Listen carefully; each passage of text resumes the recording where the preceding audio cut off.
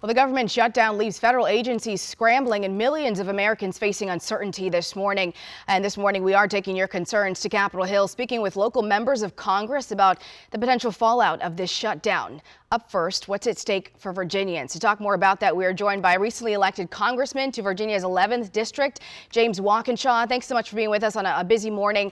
We appreciate your time. I want to start with just your reaction this morning. What are you hearing from your colleagues and constituents? Well, I think like all of us in the region, I'm frustrated this morning. I was in the Capitol yesterday. I was in the Capitol Monday. This morning, after I dropped my son off at preschool, I'll be headed to the Capitol. I'm ready, willing, and able to sit down and work to negotiate a bipartisan agreement to keep the government open, to cancel the devastating cuts to healthcare that are looming, and get some protections for federal workers, and to stop, as what Senator Van Hollen said, this kind of rolling Trump shutdown that we've been living through for the last 9 months. And we know that you are newly elected as of just a couple of weeks ago, but certainly not new to the inner workings of Congress, serving as Jerry Connolly's chief of staff. You were there for that previous shutdown that we saw nearly 7 years ago.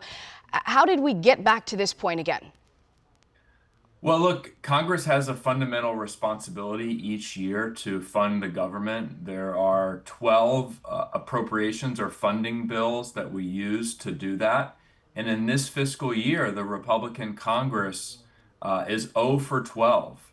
They weren't able to get a single one of those funding bills signed into law by the President of the United States. And we have, as we know, a Republican president, Republican-controlled House, and Republican-controlled Senate. So they couldn't get the job done. They then came at the last minute asking for votes from Democrats, but they hadn't been willing and haven't been willing to sit down and actually negotiate and discuss our priorities on behalf of the American people. And we know that there are a lot of federal workers in your district, a lot of federal workers in Northern Virginia. For the last 9 months, we have seen some of those layoffs of government workers. President Trump again threatening layoffs of federal workers even during this shutdown. What is your response to that?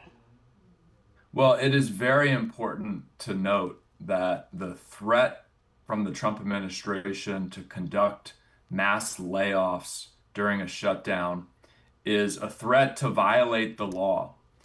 Federal law is very clear. During a shutdown, the administration can only do things that are necessary to preserve life and property or to fulfill a constitutional duty. And all of the administrative and legal work necessary to do a reduction in force or mass firings or layoffs does not meet those categories. So if they try to do that, they will be violating the law.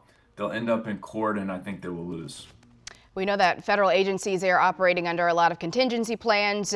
Many services will either slow down or stop altogether. When it comes to day-to-day lives, right, these are people's paychecks that we're talking about as well. How are you advising your constituents right now to prepare for any delays in pay, cancellations, among other services? So my office will be releasing a resource guide today to my constituents, answering some of the most commonly asked questions about a shutdown. Historically, local credit unions in the region have offered low interest loans to federal workers. Their agencies have worked to support them. So I'm going to be working to get those folks as much information and access to resources as possible. I'll also note that even though the Constitution requires that members of Congress get paid even during a shutdown, I'll be voluntarily having my salary withheld for the length of the shutdown. I feel like, I should be in the same situation as the thousands of folks I represent who work for federal agencies and won't be getting paid. All right, certainly a lot developing. Just to start, we appreciate your time this morning, Congressman James Walkinshaw. Thanks for being with us. Thanks for having me.